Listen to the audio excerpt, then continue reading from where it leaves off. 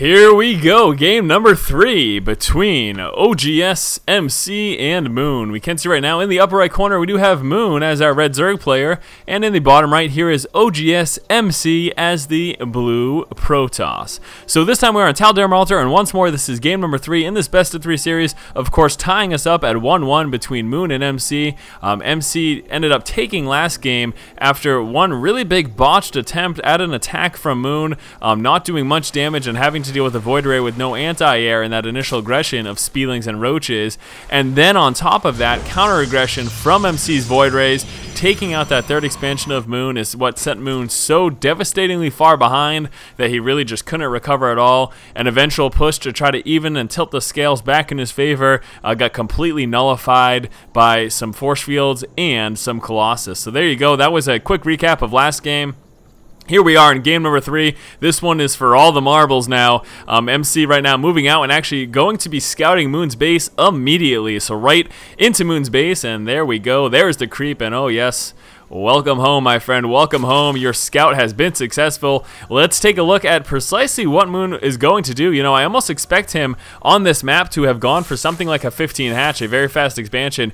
But given the fact that MC's already scouted him out, I'm going to guess that now, there you go, going to start off on one base simply because, you know, with MC seeing you right away, right off the bat, it leaves him a lot of opportunity for trickery and lots of harassment if you try to go for 15 or 14 hatch. And again, this is just that safer opening in general. I've been seeing in so many of the commentaries that we've been doing here, almost every game, except for like a huge map, almost every game seeing Zerg players opening up with this against Protoss, just because it's safe and effective. Same thing against Terran as well, and in response as well, MC going for the Forge Fast Expand. So MC doing a complete 180 in terms of the focus of his opening build as opposed to what Moon's doing, and he will be going super econ heavy, just relying on cannons early game and this frontal wall off to defend himself against any aggression that Moon could throw at him. And so there you go, MC again going to be getting up this expansion very fast, working on a real strong economy, and it's really just going to come down to how this wall off defends him against Moon's pressure. We can see Moon has now scouted out precisely where MC is and what he is doing. Moon knows exactly what's going on, so at this point it's basically up to him how he wants to respond. If he will be going for, maybe say like last game we saw him go for some Roach Speedling aggression early on, if he's going to try for something like that, or if instead he will just macro up and try to get down to third as well. But keep in mind, already look how far behind Moon is in terms of this expansion, having a very hard time with this probe harass just dancing around where Moon was attempting to place that hatchery. So as a result, you know, Moon is already pretty far behind. You can see his hatchery just starting right now. For MC over here, this is nearly completed, just sticking right now with this one cannon. I actually expect a second cannon to get placed somewhere around here, maybe even in this position as well, because Roaches could do some damage here. Roaches sitting in this position would actually be able to bust through this forge and allow Zerglings to stream on in. So MC will have to be, of course, wary of that and make sure that he has enough defense to deal with that. Besides that, though, MC will just be working on his probe count right now. He, of course, wants to get up as strong of an economy as possible. Moon keeping the Overlord here for some secondary scouting later down the road. He, of course, doesn't have to worry about anti-air for a little while longer. There isn't even a Cybernex core yet, and there we go, just finished right now. So still not really concerned, and once that anti-air does come, he can just kind of shoo his way in this position, and his Overlord will be all set. And look at this, Moon! No expansion. Moon is on one base. Moon is trying to bust MC. If Moon can break through this wall, then he will win the game, but if he does not, see you later. Sayonara, sucker. That is it. This is very risky business indeed. You see this so infrequently. This is not something that happens very often. And look at this, MC coming out with the Stargate. And so if he can get this out and if he can get a Void Ray in play, even if we do see Moon bust through here, even if that happens, once this Void Ray hits the board, Moon is in a lot of trouble. You can see 7 Roaches coming through right now.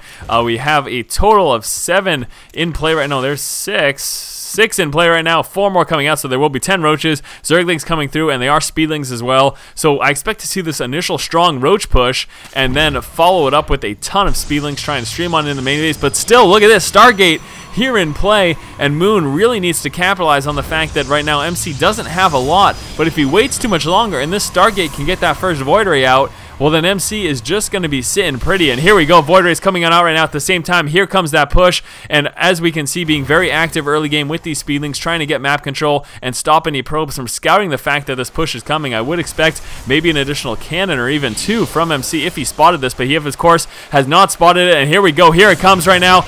We'll be moving straight on down to the pylon. There's the force field, so even when this pylon does get dropped, the speedlings won't be able to push on in quite as of yet. But again, here is the first Void Ray, and that's just about in play. One cannon powering down, one pylon powering down everything that did get taken down there. But here we go, the Void Ray is in play, and this is a big problem right now for Moon. He really needs to bust through this. If he can break through this wall, he could still do enough damage to make it worthwhile, but he's really putting all his marbles into one basket. That's not what the saying is. But anyways, yes, speedlings running in the main right now, doing what he can, but this is not looking good at all. MC doing a good job of defending, speedlings sitting there doing nothing. Couple of roaches left. We do have a second Void Ray coming out as well. MC continuing to reconstruct his wall. Speedlings not able to break through. Void Ray defending that as well. Couple Speedlings here in the main. Roaches here as well, trying to kill off a few workers, doing what he can. Moon realizes that this is all in right now. He can really not recover from this. If he does not just kill MC right here, then it is game over. Now, we do still have roaches in the main, so he does still have an opportunity to do a bit of damage, but look at this. 2 Void Rays already in play, and a third being Chrono Boost out as well. And this is really not looking good at all for Moon, and Moon's trying to recover. And I'm sorry, but at this point, there really is no recovery. That was, that's a position you start off on one base and you go for something as strong as 10 roaches and massing out speedlings.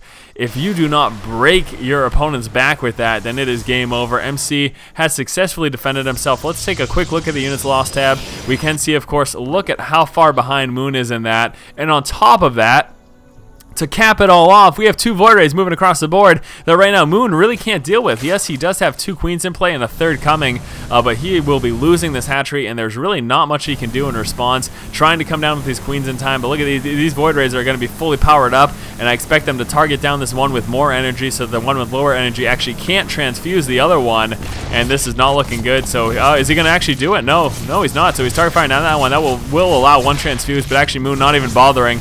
I think he realizes that this game is just too far gone. He's lost the expansion, and I am trying to commentate a game, and this guy just keeps spamming me with messages, and I keep forgetting, so it's actually my fault. So MC again moving across, and there is the GG from Moon, as expected. MC managed to hit the base of Moon with his first base scout, and as a result, we definitely saw Moon just respond by dropping his pool right away, realizing that going for that quick hatch, which you typically see on this map, wouldn't really be possible, especially since MC knew early on where Moon was. MC, on the other hand, went with a Forge Fast Expand, just relying on this wall and a few early game units as defense, allowing him to work really strong in his economy. Now, we can see Moon did scout it out very early, and at this point, he was put in the position to make a decision as to precisely what he had to do in terms of opening up with one base aggression or trying to expand into a third as well.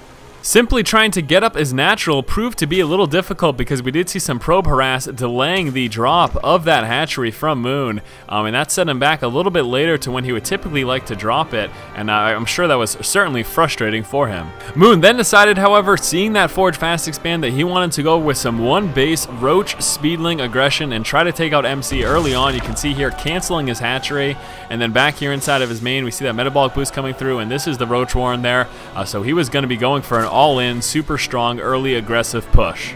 However, unfortunately for Moon, MC opened up with a fast start gate for Void Rays after this Forge Fast Expand. So Moon's push came, and with some great force field placement plus the reinforcing cannons, and as soon as this chrono boosted Void Ray made it out, unfortunately Moon was not able to do as much damage as he had hoped. He did end up breaking into the main, but again, one Void Ray already in place, second Void Ray being chrono boosted out. The fact that Moon had still been on one base and that this push didn't really end up doing that much damage economically to MC allowed MC to just continue up that Void Ray production and push out for a counterattack, and that simply forced the GG from Moon.